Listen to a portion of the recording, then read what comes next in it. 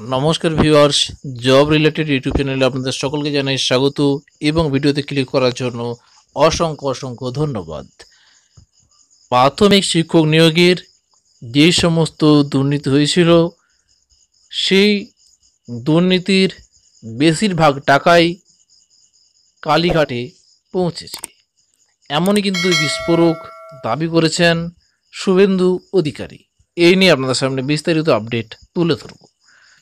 তাই আপনাদের কাছে অনুরোধ, ভিডিওটিতে একটু লাইক করে দেবেন এবং চ্যানেলে নতুন দর্শক হয়ে থাকলে চ্যানেলটি সাবস্ক্রাইব করে পাশে থাকা বেল আইকনটিতে ক্লিক করে রাখবেন, কারণ এই চ্যানেলের মাধ্যমে সরকারি বেসরকারি চাকরি এবং বিভিন্ন সরকারি প্রকল্পের নিয়মিত আপডেট পেয়ে যাবেন। তো চলুন ভিউয়ার্স, ভিডিওটি শুরু করা যাক।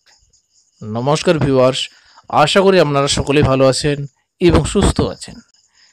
রাজ্যে প্রাথমিক শিক্ষক দুর্নীতিতে মুখ পুড়েছে শাসক দলের। একের পর এক নতুন তথ্য সামনে আসছে। প্রাথমিক পর্ষদের সভাপতি পদ থেকে অপসারিত হয়েছেন মানিক ভট্টাচার্য।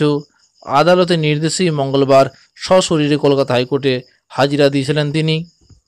এই ঘটনা নিয়ে তৃণমূলের বিরুদ্ধে ফের তোপ দেখালেন রাজ্যের বিরোধী দলনেতা শুভেন্দু অধিকারী।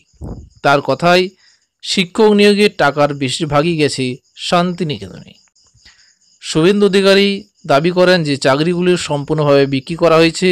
মানিক ভট্টাচার্য, পার্থ চট্টোপাধ্যায়েরা ভাইপোর তালিকা এবং মুখ্যমন্ত্রীর নির্দেশকে পালন করেছে। মানিক ভট্টাচার্য এবং পার্থ চট্টোপাধ্যায়ের সম্পত্তির খতিয়ান আদালত দেখছে। আমরা দাবি করি, যদি হেফাজতে নিয়ে জিজ্ঞাসাবাদ করা হয় তাহলে দেখবেন হাইকোর্ট স্বাক্ষরিত কত তালিকা, কিভাবে চাপ দিয়ে নিয়োগ করানো হয়েছে সব সামনে আসবে। শুভেন্দু অধিকারীর কথায় পার্থ চট্টোপাধ্যায়ের আগেই দপ্তর চলে গিয়েছিল, তারপর আবার দপ্তর ফিরে পেয়েছেন।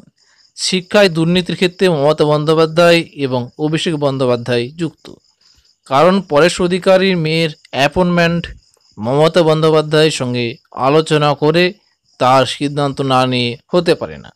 আর যে টাকা তুলেছে পার্থ চট্টোপাধ্যায় এবং মানিক ভট্টাচার্যরা, এর ৮০% কালীঘাটে শান্তিনিকেতনে পৌঁছে দেওয়া হয়েছে।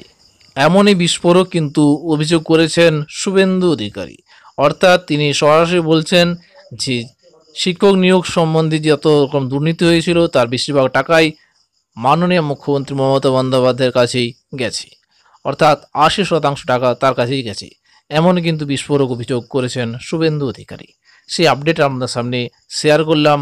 পরবর্তী লেটেস্ট আপডেট পেতে জব রিলেটেড ইউটিউব চ্যানেলটিকে সাবস্ক্রাইব করে রাখবেন, চ্যানেলটির সঙ্গে থাকবেন। ধন্যবাদ।